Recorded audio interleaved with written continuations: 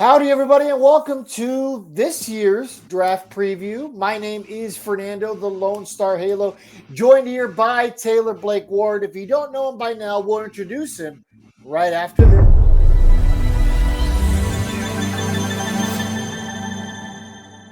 One, two, three, go!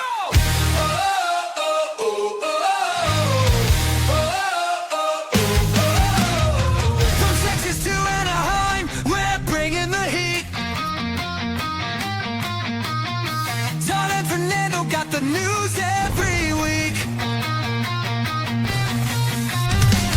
Walk-off strikeouts, who's making a name? Who's in the clutch and who's taking the blame? Lone Star Halo, talking baseball, here we go. Big hats, bad calls, who's gonna rise and who's gonna fall?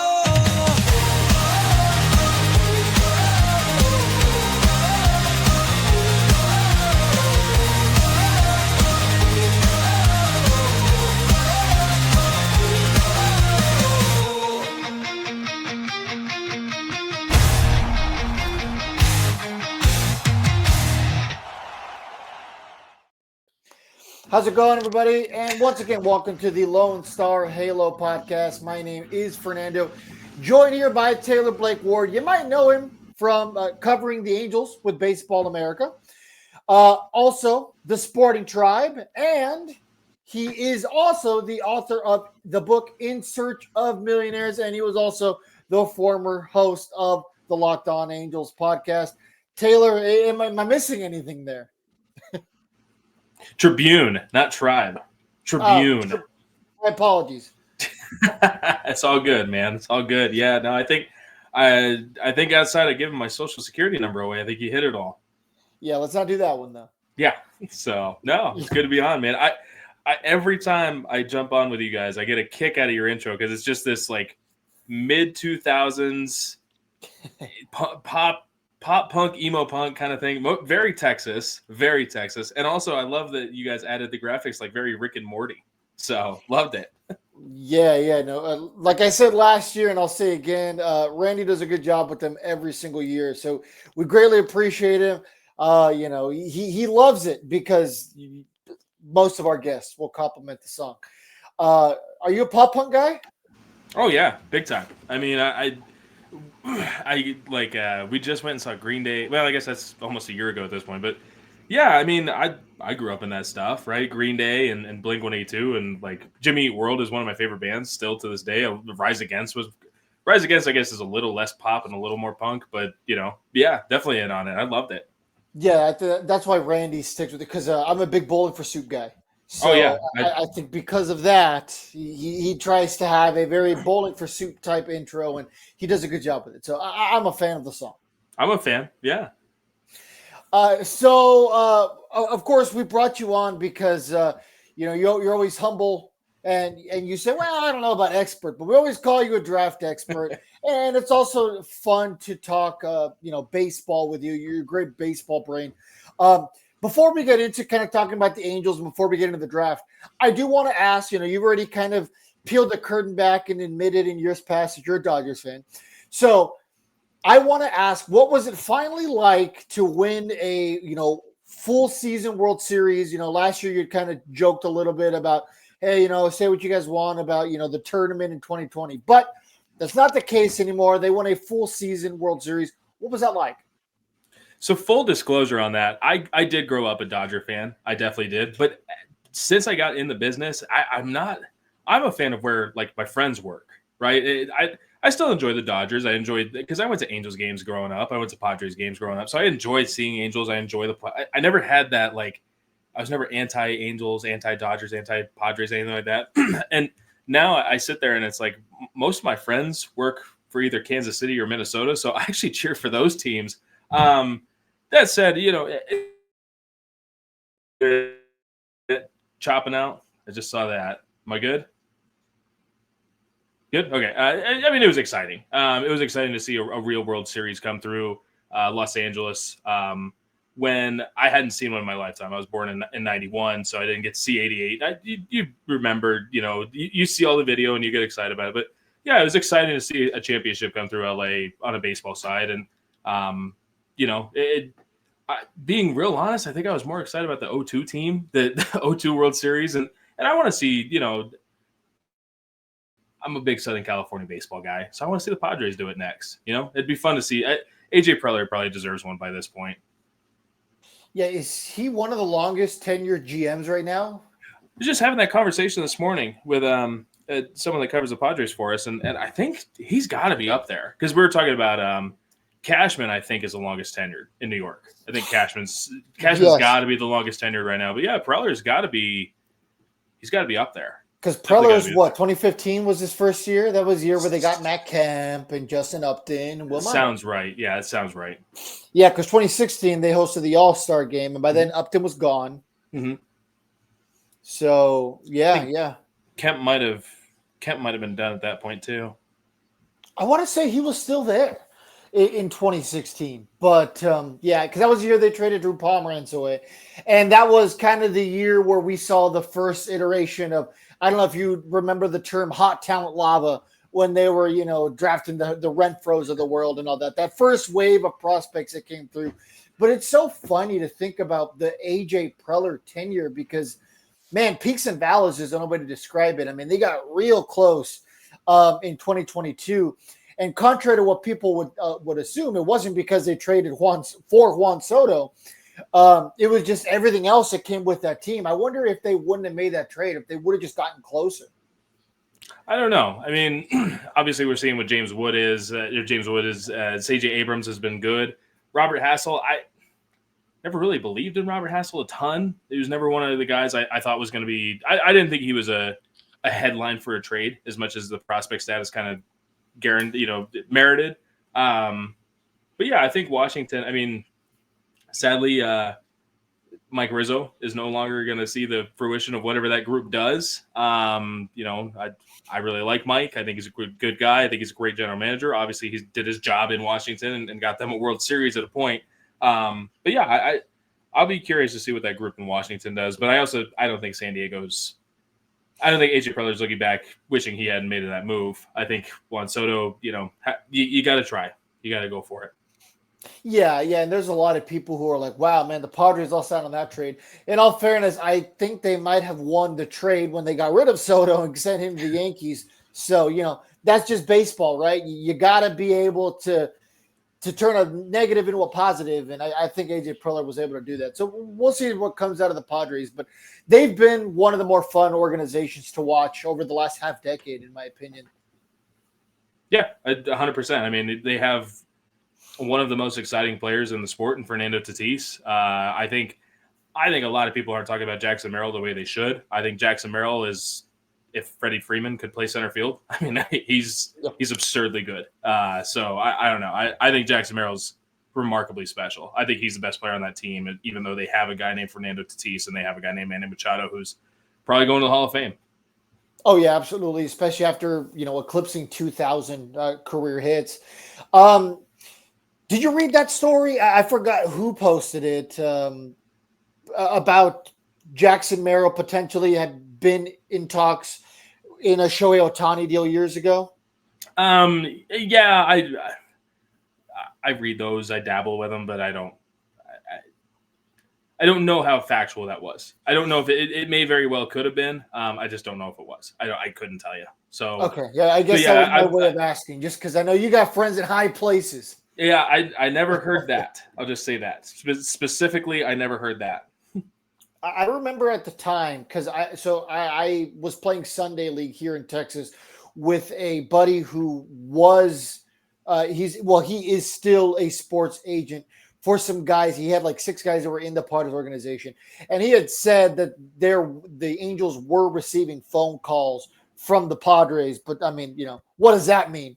You know what I mean? Yeah, I mean a phone call's a phone call. And obviously, I'd have to imagine if that was going to go through, Jackson Merrill would have had to have been involved to some degree.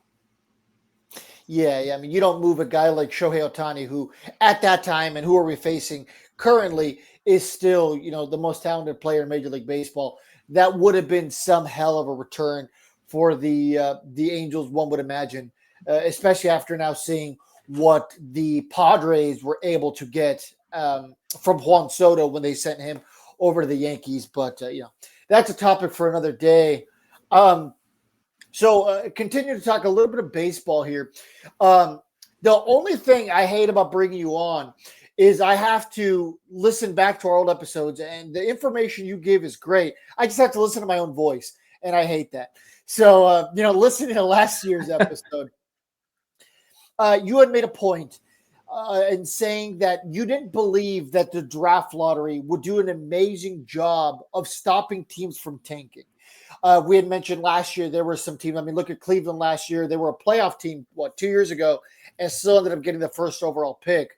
Do you think that's ever going to change, or do you think that'll kind of always be the thing? Teams will still kind of tank, maybe not to the extent that they did with the Astros or the Orioles, over the last decade. But yeah, I mean, I don't think the lottery is going to change it. I think other things may, other things might. I don't think the lottery's. I don't think the lottery's adding a little bit of excitement, and that's probably what they really wanted, was just to add some layer of excitement, something else that they can sell in December when there's nothing else going on in December. I don't think the lottery did a whole lot when it comes to teams tanking, and I don't think it will, especially when you have certain markets, if you win the lottery, you're automatically out of the top 10. I think that's silly. There's a lot of things going on in baseball I think are silly, and the draft lottery kind of fits that bill. Yeah, I definitely think it's very difficult. I mean, because look at the team like the Rockies, right, or like the White Sox, who just haven't had the ability to be competitive over the greater part of the last half decade, and now they're in a situation where they don't even get that little extra push. I mean, I don't think these teams are necessarily going out of their way to lose, right? These are professionals. I mean, good luck telling a professional pitcher, hitter, whatever, hey, Taylor, go out there and suck. That's not how it works, right? These guys are out here playing for a contract as well, right? These guys want to get paid in the future. That's obviously the goal of any professional. But I have a true or false question for you here. Now, in your opinion, TBW, the Angels are closer today to contention than they have been since their playoff drought started in 2015. False. Okay. I think 2015. I'm trying to think. 2014, is that the one where they ended this? They were one game out at the end of the year. That was 2015. Yeah, 2014. They were the best team in baseball, or at least in the American That's League. right. They were. Yeah, that's right. They were 98 wins in 2014. 2015, I think. 2015 to 2016, I think they were closer than they are now, by a reasonable margin. But they are closer than they have been since then, since the 2015-16 seasons. Okay. Yeah, no, I don't disagree with you. The framework's there. We'll talk a little bit about that here. But the studs are there. The foundation is there. I think there's a lot of promise out of these young guys, and we will talk about some of the pillars there, including something you said last year about Nolan Schanuel. So nowadays we're starting to see guys get to the major leagues quicker, once getting drafted, and that was something we talked about last year even. But now, you get guys like Paul Skeens, who at his time were the number one overall pick, and he was kind of put on a fast track. He's come up. He's, let's call it what it is, absolutely dominated. We alluded to last year, there isn't a lot of true aces in Major League Baseball. Paul Skeens has proven that he is that guy. Last year was not a fluke. I know there was a lot of Padres fans who were a little salty that Jackson Merrill didn't win the Rookie of the Year. I wish there was a second Rookie of the Year in the NL to give it to Jackson Merrill, because he was well-deserving himself. But, I mean, what Paul Skeens has done and is doing is absolutely incredible. But, he's not the only isolated case of guys who have made it pretty quickly after getting drafted. the Angels obviously have done that the most of any organization recently with, Schanuel, Neto, getting those guys up quickly. Is this a trend that we're starting to see, in your opinion? I apologize. I missed about the first 30 seconds of that because my internet chopped out. So are you asking about the quick movers like Kurtz and Jack Caglianone and stuff? Yeah, yep. Yeah. Yeah. I mean, I asked Ron Washington about this. I said, is the high or the college amateur level kind of maxing the big league level? And we've had this conversation for a while. Yes. I think when it comes to pure talent, baseball is at a peak right now. It has its most talented players. It's also, I think, the big leagues have their worst players of all time too. I think the gap between the bottom of the big leagues and the top of the big leagues is substantial. We have a ton of Barry Bonds. We have a ton of, I mean, maybe not Barry Bonds, but we have a ton of superstars, right? That are so far superior to the rest of the field that they are remarkable players. Juan Soto, Shohei Ohtani, Ronald Acuna. What Mike Trout was for a while. I think baseball is at a low. I like big league baseball is at such a low, and I think it starts at the development level. I think eliminating levels of development was a huge loss for baseball, and it's starting to show. I wouldn't blame analytics. I wouldn't blame the true outcomes by any sense. I think that makes it exciting, but at the same time, accountability for striking out at the plate has to be. You have to fix hitting. Hitting is at an all-time low. So yeah, the gap from a good college hitter to a bad major league hitter, I don't think it's that substantial. So why not bring a guy up like Nick Kurtz or Jack Caglianone that can what's holding it? Who's going to say if Jack Caglianone comes up, hits the Mendoza line, but he goes and hits 30 home runs? Who's going to say he had a bad year, right? And if he strikes out 400 times, who cares? That's where I said, and I'm using Jack as an outlier. I'm not trying to criticize Jack. I think he's outstanding, but I just think the gap between the good amateurs and the bad pros is a lot worse than it's ever been. So, speaking of guys that were rushed and guys who have now kind of started to prove that they do belong. So last year you have, I'm not going to say you harped on Nolan Schanuel by any means, of course not. But you had said that at the time you didn't think that he was major league ready. You had said that he could have used a little bit more seasoning, and that certainly wasn't, the wrong opinion at the time. Now he's batting .267 through 326 at bats. At least go at the end of last night's game.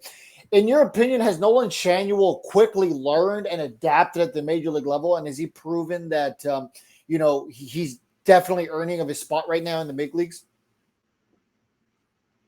I think he's getting the experience. I think the experience is helping. He's seeing different kinds of pitches. He's driving different kinds of pitches. But I think this is, once again, no one focuses on hitting the ball anymore. They focus on hitting the ball into orbit, which is fine. It makes baseball exciting, and home runs are exciting. But Nolan is focused on – Nolan stayed within his own game, and I really like that. I like that Nolan is a contact hitter. He is looking to get on base and be a contact hitter. I'd love to see, first base production. You want to see a guy that has a slugging percentage over 400. You want to see a guy that's hitting 20 home runs or 30 home runs from first base, but he's just not that guy. That's why I like him. And I just had this conversation last night. If Nolan was playing in left field, the perception of him changes entirely. It completely changes. So I love that Nolan is hitting to the capabilities that he can. He's only going to get better as a hitter, and I think power is going to continue to come into his game. But I didn't realize how mentally strong he is as a baseball player, because the conversations I had with Nolan I talked to him right after he got drafted, right? I think you and I just talked about this he had just gotten drafted and he's in San Bernardino and he looks up at the mountains. He says, I've never seen mountains like that before. And I'm like, well, those are kind of hills, wait till he gets to Colorado. Right.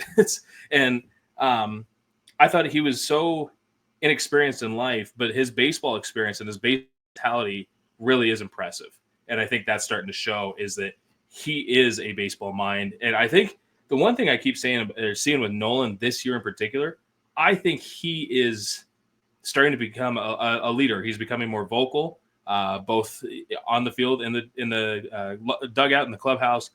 I think Nolan actually is starting to build into a leader on this roster, even though he's kind of always been like a a puppy dog. He's always, he's always got that puppy dog mentality. He looks like a punching bag to some degree at times, but I think he's really taking a leadership role. And I think Nolan is a lot better than I thought he would be at this stage. I still would have liked to have seen him the last year be in Double-A or be in development, but he's proven everyone wrong so far. So what's for me to say that they made a wrong move with Nolan? Yeah, I said on a show we did on 4th of July, I had said that I love the pure hitter that he is. It's not really sexy in today's standards. You know what I mean? Nowadays, people love the launch angle. They love people driving in runs. But I think a lot of people, and by a lot of people, I mean just the casual fans, the people who aren't watching every single game. Yeah, I don't want to give away when we're recording, but Wally Joyner threw out the first pitch of the Angels game tonight. Wally Joyner was never a power hitter. No. He had 2 very good home run years to start his career. I think he had 50 home runs his first 2 years. I know he did for sure. He had 50 plus. I think one of those was a 30 home run season, but Wally Joyner was never a slugger. But he had 11, 12 years in the majors. That's a good career. And I think when people look back at Wally Joyner, they think, hey, that was a good baseball player. I think, Absolutely. I'm not going to compare the two. I guess it could be apples to apples because it's Angels first baseman of now and future, or now and past, but it can work. The guy that I always said Nolan reminded me of was the Yankees guy that never hit any power first base. I can't remember his name. Well, I'll come back to that eventually. Yeah, we're going to be talking about something else. You're going to be like, oh, it's growing up in San Diego, I watched a lot of Tony Gwynn. I watched a lot of Mark Loretta. 2 guys that were hitters, and that's what they were. Tony Gwynn was not known for his power. And near the end of his career, he was certainly not known for his speed, but he was always good defensively, and he always had just an amazing eye. Nolan Schanuel just has a presence of a real veteran out there, and I feel like it's truly lost nowadays because people aren't looking at those guys who routinely get on base. They're not looking at guys who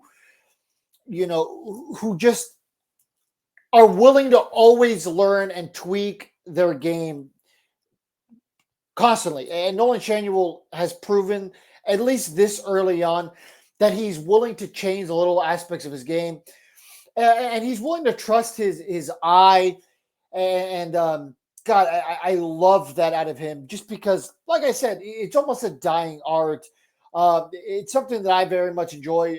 What I like his defense to get a little bit better. Yeah, because he definitely shows flashes of some greatness out there with his glove. And then there's other times where, Luis Rengifo kind of spikes the ball and just doesn't stick his glove out deep enough. But I mean, these are stuff that he's going to learn. I think that he is definitely going to be one of the better first basemen when it's all said and done. And I think a lot of people always just associate power with home runs. Doubles are great also, and doubles also score in runs. So Nolan Schanuel has that kind of power. Will he ever be a 20, 25 home run kind of guy? I don't think so. I think he's going to be an 8 to 15 home run a year type of cat. But there's nothing wrong with that.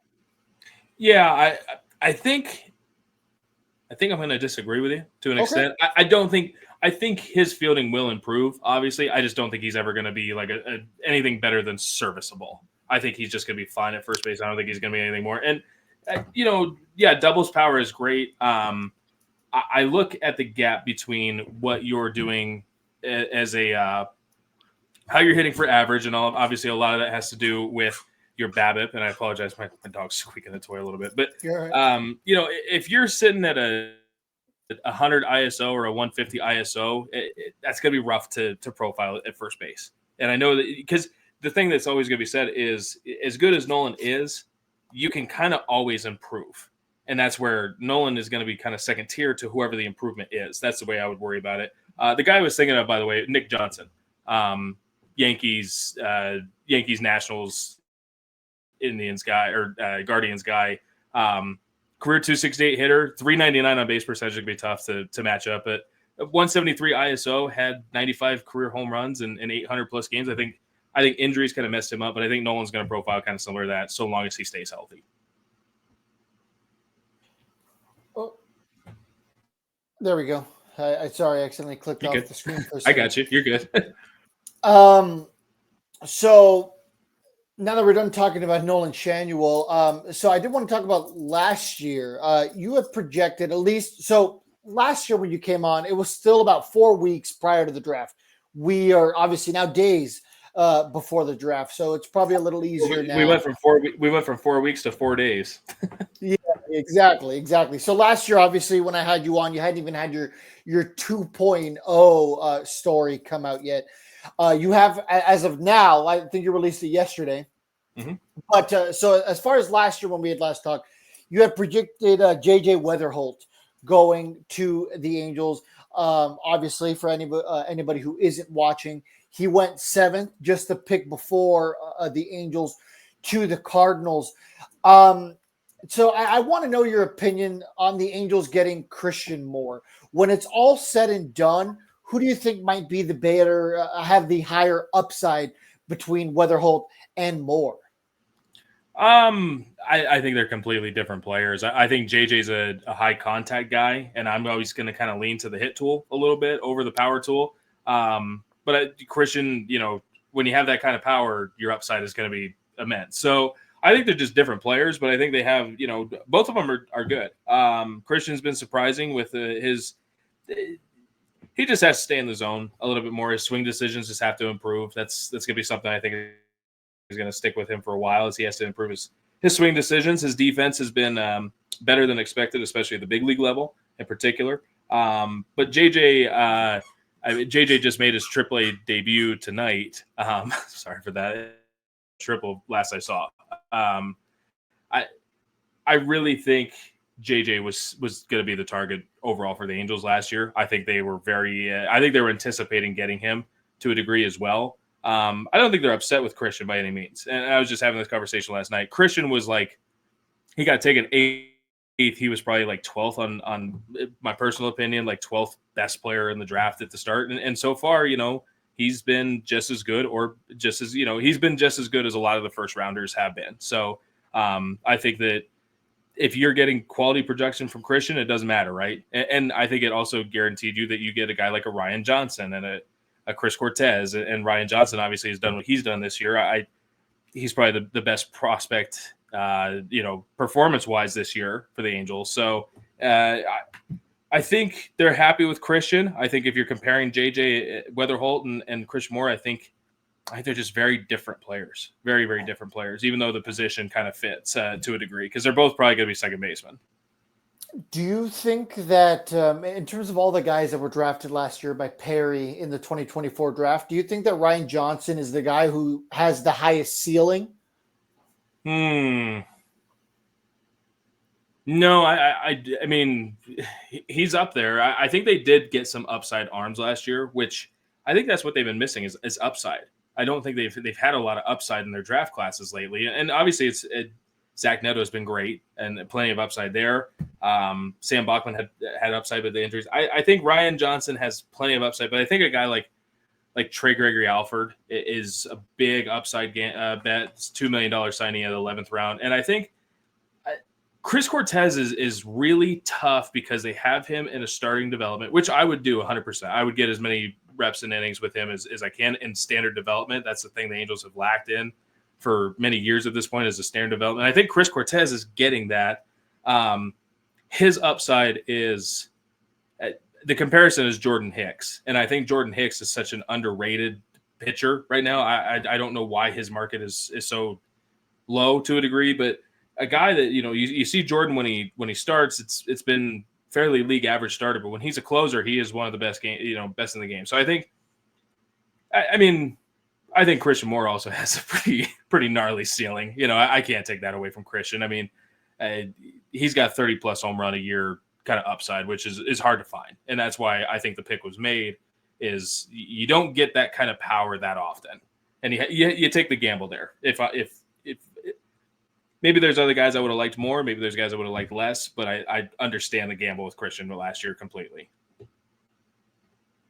Once JJ was off the board at 7, were you surprised that they went to Christian?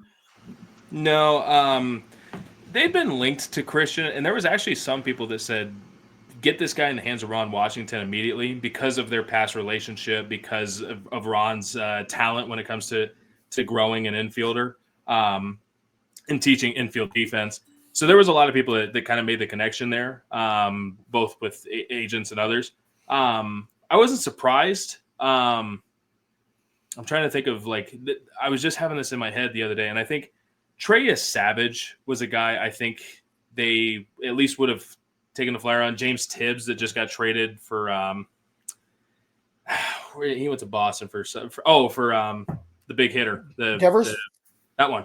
That's the one. That's the guy. So I mean, I think it's fine. I don't see any issues with what Christian was, or I wasn't I wasn't surprised at all that it was Christian.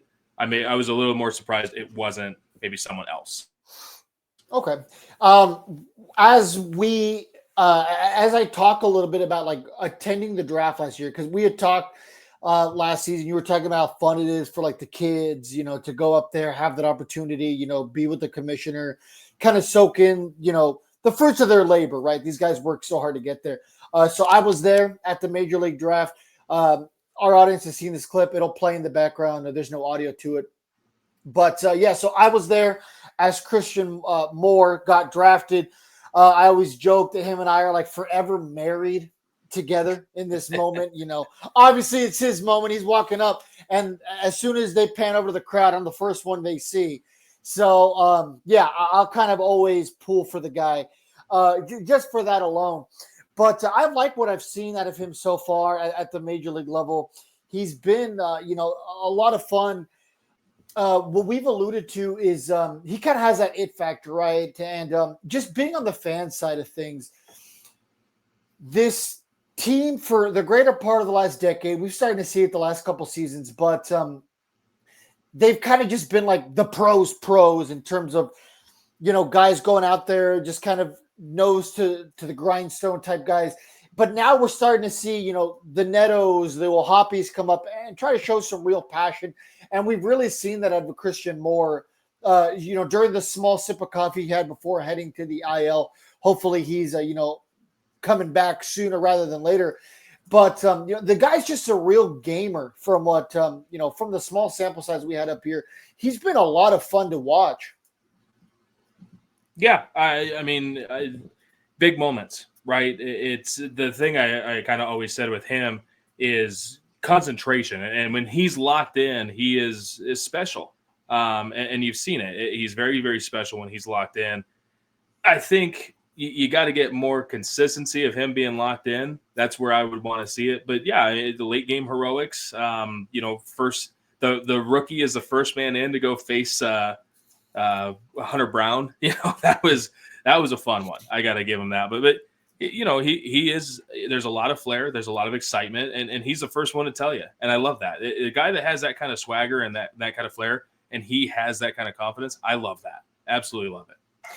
Yeah, he's the kind of guy, at least his mentality and what he brings to the game that, in a couple of years, you could be potentially talking about him being a face of the franchise type guy, right? A guy who maybe in 3 or 4 seasons, people think about the Angels and now they're thinking about Neto, Ohapi, and more, and Schanuel's obviously kind of starting to enter that conversation as well. Okay, so obviously we've talked about it before. This is the 4th year you've been on now, which, we're always thankful for. In baseball, you shouldn't be drafting for positional need. Seems like the Angels haven't exactly gotten that memo lately. They've been drafting guys who are major league ready in positions that they do need filled relatively quickly. But Reid Detmers and Joe Adell are both guys that were drafted in the previous regime, right? Joe Adell was drafted because of his pure athleticism, and not to take away anything from what he was supposed to be, but, the guy's always been a freak of nature athlete. Over these last 2 years, we've really gotten to see him really come to his own at the major league level. And Reid Detmers, I believe at the time he was drafted was one of the most major league ready arms available at what was it 10 when he got drafted? 10 Yeah, overall? right before Garrett Crochet. Yep, 10, 11. Yep, 10. Yeah. So completely different sides of the coin there. Detmers was drafted to come up, make an immediate impact. And Joe Adell was drafted with, hey, let's develop this guy. Has the potential to be a 5-tool guy.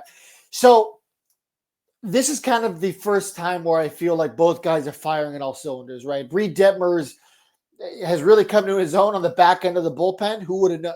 I wouldn't have guessed that. Maybe you had that on your bingo card, but I didn't. All of a sudden, turning into a lockdown setup guy. Okay, great, whatever works, man. And then, Joe Adell. Dare I say, maybe I'm crazy. I believe he got snubbed. I think he deserved an All-Star game shout. I really do. He's performed really well this year. Yeah, Reid, I think Reid needed a reset, and the bullpen was a very good reset for him. Now that the reset's done, I would work him right back in the rotation. I would find a way. I mean, I've said it for a long time. I think the Angels pitching staff is reliant on how good Reid Detmers is, and I think the more you get out of Reid Detmers, particularly when you're getting them for 6-7 innings every 5 days, I'd take that over 3-4 innings per week kind of thing. Joe, yeah, I think he's more deserving to be an all-star this year than some of the all-stars are. I'm not going to call it a snub because I think there's other guys that fit that category as well. George Springer in particular. I don't want to say that, but snub. I just don't care about the all-star game. Maybe I'm a monster for saying that. I just do not give a rip about it. I think it's the dumb. All sports, I think it's dumb. I get it. Whatever. It's just not my gig. So Todd and I were talking during the off season about baseball potentially doing something to what they did with the World Juniors in hockey. Mm-hmm. How would you feel about that? So instead of maybe every couple years, instead of an all-star game, they do a mini World Baseball Classic tournament. You take the top 4 teams from the World Baseball Classic and just kind of play some random exhibition games during this 1-week stretch in July instead of an all-star game. You would love it to see it. I think. Live in make-believe land, Taylor. I know. No. I am. The problem with make-believe land is it still costs an insane amount of money, and it takes a lot of risk to send your guy anywhere in the world. That you have a $300 million outfielder that you're sending somewhere in the world, right? Which is great. Nothing wrong with that. He stubs his toe getting off a train. That $300 million just went down the drain. So that's the only thing I would say is, and hockey does that too. But hockey's you train for that kind of stuff, right? You train to be injured essentially in hockey. There's also a lot less money in terms of players spent in hockey. I love the World Baseball Classic. Shohei Ohtani and Mike Trout at the end of the championship game. That was thrilling. That's what everyone wants, right? I don't think the World Baseball Classic had anything to do with Shohei Ohtani's arm injury, but you only get so many bullets, right? Say Ben Joyce comes back healthy and he's throwing 105 again. You only get so many of those, and I don't want those wasted. If I'm paying for that player to be under contract with my team, I don't want him wasting those bullets, as sad as it is for a Team USA, a Team Canada, a Team Dominican, whatever, right? As much as people are proud of their countries and things like that, money talks, and money's going to lean towards what you – I hate using this term, but you own the rights to the players, right? You don't own the players, but you own the rights to the players, and you're going to be the one that says, nope, Ben Joyce, you are throwing 105 for me. You're not doing it for USA. Yeah, I mean, it's a business, right? That's what it is. Right. Major League Baseball is a business. But World Baseball Classic, good for the game of baseball overall, in your 100%, opinion? $1,000,000%. Okay. Yes. Great. Absolutely outstanding. National scale of international play. Smaller countries playing at a high level, 100%. Yeah, no, I'm a big fan of it. I know you're on one side of the spectrum or the other. There's not a lot of people who are casual about it. There's the people who are like, it's an exhibition game. It doesn't matter. I don't want my players getting hurt. Look what happened to Diaz from the Mets. Right. I mean, I love it. I'm also not paying the contracts, right? But that's fair. No, I mean, you get a guy that like Team Czechia. Like, how many kids in the Czech Republic went and got a baseball glove during that span, right? I know it's not called in Czechia, not the Czech Republic, but how many kids went and got a baseball glove for the first time in their life because they saw, Wojtek, I can't remember the kid's name, but either way, like that's what you got to do. It's awesome. Yeah, and I mean, so I was looking at the.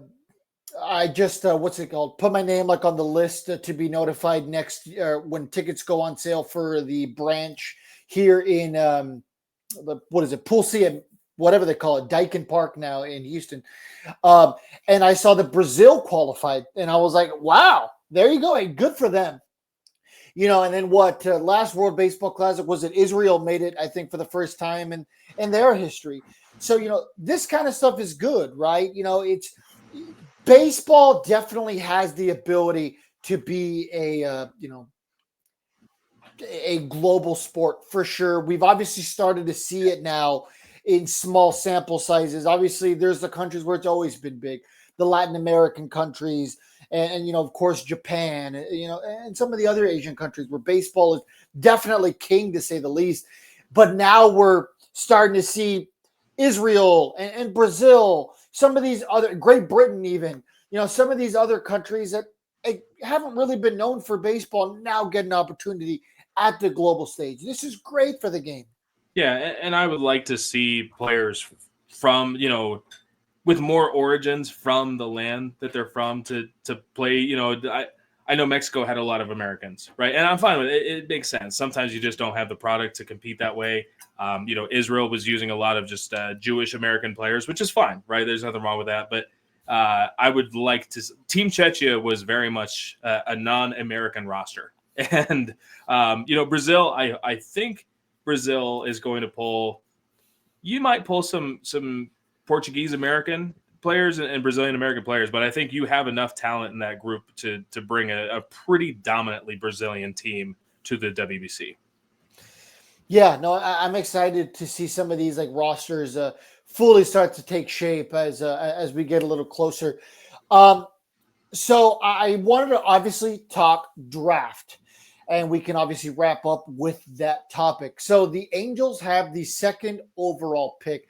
Now, before we get into that, do you mind quickly sharing for anyone who might not have listened to past episodes why it's really hard in Major League Baseball to predict draft picks because of things like slots and, all that kind of stuff. The draft for dummies, if you will, you know what I mean?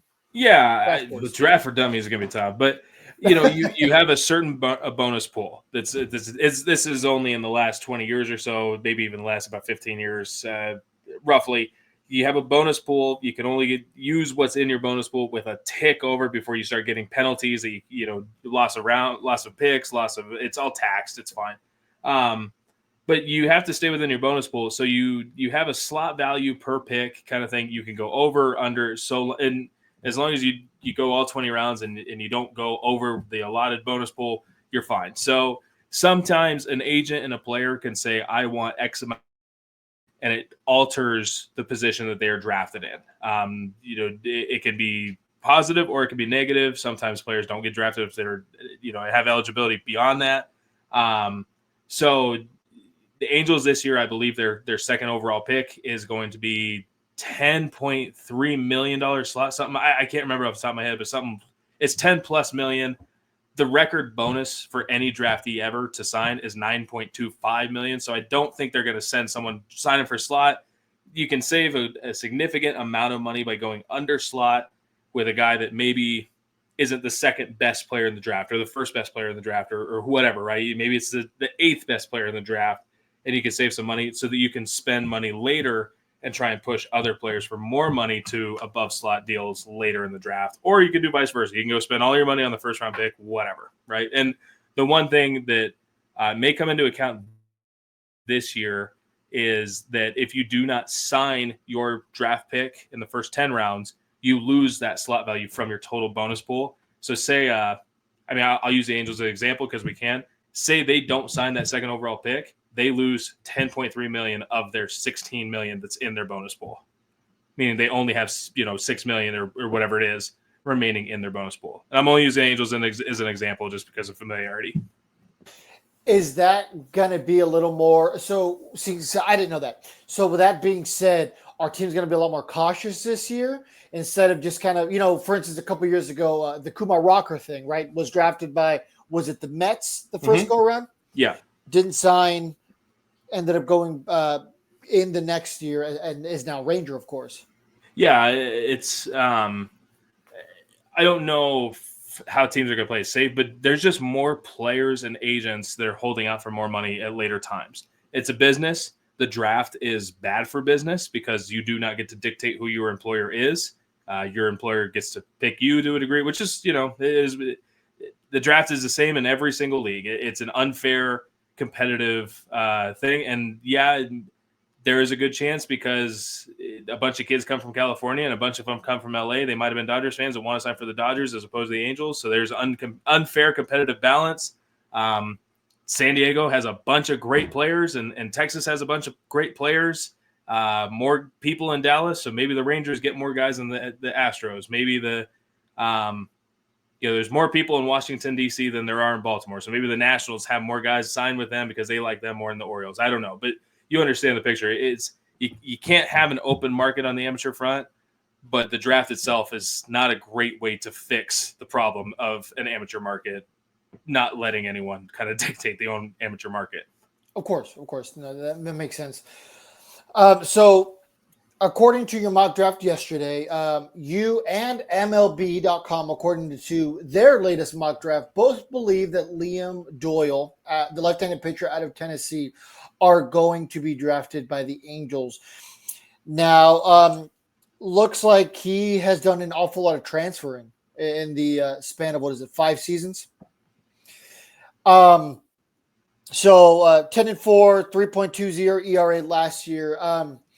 What's your opinion on Liam Doyle and why he might be a Perry Manassian guy?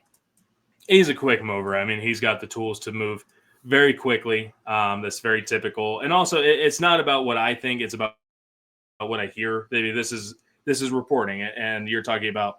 You talk to a lot of people throughout the industry. You're talking to agents. You're talking to scouting directors. You're talking to whoever has legitimate information, and everyone says the Angels are taking a quick moving lefty because that's what the top. It's Cade Anderson of LSU, Liam Doyle of Tennessee, Jamie Arnold of Florida State, and I did mock Cade Anderson first overall, which is more of a reason why I didn't have him second overall. But Liam Doyle has been linked to the Angels all spring. It's if you read the mock itself, that opening sentence seems pretty easy. Its basic perception is the Angels will keep it relatively simple. They'll take whichever the quick moving southpaw is available, and then bonus demands are going to be the thing that moves the needle one direction or the other. I think Liam's going to cost notably less than Cade Anderson is. I think Jamie Arnold would be in the same boat, but I think Liam Doyle has more upside, and I think the Angels would lean on someone that's a little more big league ready because of that, but also you get the upside of what Liam is. So you said quick moving. What do you think is a timeline, knowing the Angels and how quick Liam Doyle could potentially be in an Angels uniform? Give me a half a second. Let me see how Liam threw 95 innings this year. If he'd have thrown 75, I bet he would be up in a month. If it's how quickly can we get you stretched out and back to form, and we'll give you 5 innings in the bullpen to start the year just to say we have the first big leaguer, and then come to spring ready to have a big league job. So I think it may be dramatic. Cade Anderson threw like 120 innings this year. He's done. He's not he'll throw bullpen sessions, he'll throw side sessions, especially in instructs, but he's done for the year. I think Liam's done too. 95 innings it's different. It's every 7 days as opposed to every 5 days. You're pitching once a week as opposed to once every half a week, whatever. I think Liam's done for the year. I don't think it matters, but also it's a guy that can come to spring next year and compete for a job. But realistically, if he's stretched out and he's healthy and he's ready, he's a guy you could throw in the bullpen tomorrow. Yeah, and Perry has definitely proven that he doesn't mind taking some top pitching prospects, in the organization and giving him some innings to eat. What kind of upside is there for a guy, at least maybe next year going into spring training? What can you expect out of Liam Doyle if he is drafted by the Angels next spring? Is he a guy that, just kind of like Jack Kahanowicz, he's just kind of going to be at the major level figuring it out? Or do you think that he is pretty ready where we currently stand and he can, legitimately be, a solid piece in the starting rotation?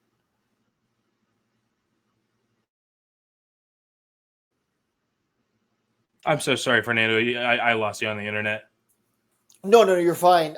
So next year, assuming Liam Doyle is an Angel, going into spring training next year, what are the kind of things that the listeners and the viewers can expect out of him in spring training? What kind of major leaguer can he be in a first full season if he does get the tip of the cap? I wouldn't. I don't think he's a starter.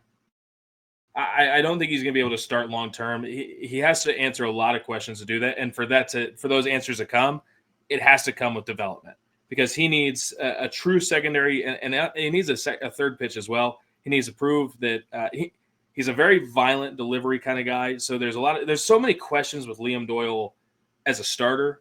I don't know if I believe he's going to be a starter, and also he throws his fastball about it's a fastball and a cutter is a fastball variation, right? But it's a fastball cutter variation that he throws about 80% of the time.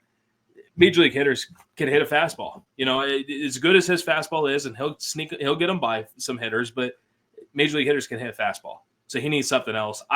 I've probably been almost too much of a basher of Liam Doyle to a degree. I think he is a special arm. I think he's a remarkably special arm talent, but it's going to take time to get to the full load of that talent. I just don't think I would understand if it's a necessity, like say the Blue Jays, right? They pick at 8. Maybe they need a lefty in the bullpen this year. Then sure, you can utilize them immediately and try and get some power, some lefty power in the bullpen kind of thing. But this is a guy that needs a full development. And if he gets a full development and he can answer that he can start, his delivery will work, and he can throw a second and a third and a fourth pitch because he's toyed with other pitches. He changes his changeup to a splitter that shows some promise. The slider has at least a sign of being an out pitch in the future, but if he can have 4 or 5 pitches and throw strikes and have a clean delivery, yeah, the upside is it's remarkably good.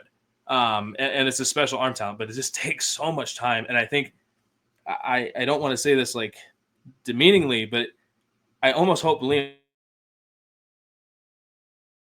Doyle doesn't go to the Angels and take that talent and not immediately try and take everything away from it. I think that he is a guy that needs to go somewhere. And I think if he does go somewhere that takes a long time developing and gets the most out of him, then it's a much better special talent. Okay. So last question I've got for you here, and once again, I do appreciate your time. So going in, obviously, the way too early draft projections, everyone was saying, well, Ethan Holiday is going to go to Washington. It's going to be Ethan Holiday. And now I think most sources I've seen, not just you guys, believe that he's going to go 4th now to Colorado. And that was on your projections as well on your article. Ethan Holiday going 4th instead of 1st. Why do you think that is? Why do you think that could be? And do you think it could be beneficial for him to go to an organization like the Rockies? Ethan is a guy that has some swing and miss as a high schooler, so he has the power to play anywhere. Also, he's not a shortstop, and he might not be a third baseman. He might be a first baseman in the long run. And rule of thumb, you don't take a high school first baseman. Now, you have a chance at him being third base and everything like that. And if his bat is as true as it can be, because he has more upside with the bat than anyone else in this class, if the bat reaches what it is, it doesn't matter where he plays. He can play first base, and the bat will let it create value. But I think it's also when you are the top prospect in the class, you're expected to be paid as the top prospect in the class as well. I think that a team like the Angels aren't going to want to pay a record type bonus at number 2. And I think they're going to say, I think a team like Seattle as well. There's a reason why Ethan Holiday's big target numbers are 1 and 4.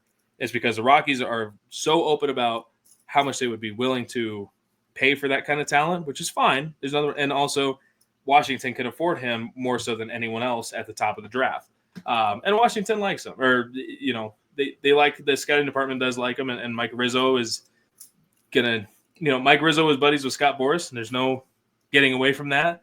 And Ethan is a Boras client, and Boras is not going to give anyone a discount when it comes to any of his clients, which is good for Scott. I think Scott is amazing, and I respect that. But if you're looking for a discount, Ethan Holiday is not going to be your discount. And I definitely think he's going to be a top 5 pick no matter what. Even if he slips past the Rockies, I don't see St. Louis moving past him, which, of course, if you're familiar with his father, the 2 teams he played for the most, Colorado, St. Louis, there's a good relationship. They've known him for 18 years at this point, right? So I think there's I don't think Ethan is going to fall by any standard, but it's more about price and also evaluation. If you think he is a first baseman of the future and you also see some swing and miss, there's concerns with Ethan. Even though he's the top prospect or considered the top prospect, there are concerns. Yeah, I mean, it would be cool to see him wear the same jersey that his dad wore, But this is the Major League Baseball draft where slot bonuses and allotted money has a lot to do with where guys are picked, and you explained that beautifully, as you always have. Taylor, I will say this: the thing I would love to see, mm-hmm. I would love to see Ethan be a quick mover for Washington. I don't know if he will. I don't know how quick the basket, but if he was with Washington and Jackson is in Baltimore, Ethan's in Washington, and that you can create an interleague rivalry between the brothers. I think it'd be fun. I'd love to see that. They're close proximity. They could maybe even be roommates. Probably not, but still. Yeah, I mean, you're what, about 20 miles away from each other? I mean, obviously with traffic, it's a lot worse. I did a lot of work in the Maryland, Virginia area. So, yeah, I love both those ballparks. But Taylor, I've taken enough of your time. We always appreciate you stopping by. Of course, go ahead and plug everything. What do you got going on right now? I mean, it's week of the draft, so it's busy. I think the dog has gotten tired of me being on podcasts. Nothing against you guys, nothing against you, but I think the dog wants me to go sit. No, just busy week. Draft stuff all week long at the Sporting Tribune. We're going to have stuff for Padres, Dodgers, Angels, of course. We got tons of stuff. And, you can check out everything at Baseball America, Angels minor league coverage and prospect coverage at Baseball America. And I think if you go right here, you can follow me on socials. So. Yep, there it is, at Taylor Blake Ward, for anybody who is just listening and not watching on YouTube. But on behalf of all of us here at Halos in the Infield, we would like to thank Taylor Blake Ward. Once again, at Taylor Blake Ward. Give him a follow. Check him out, Baseball America and at the Sporting Tribune. Taylor, as always, we appreciate your time. And don't be a stranger. Absolutely. Thank you, Fernando. Always, man.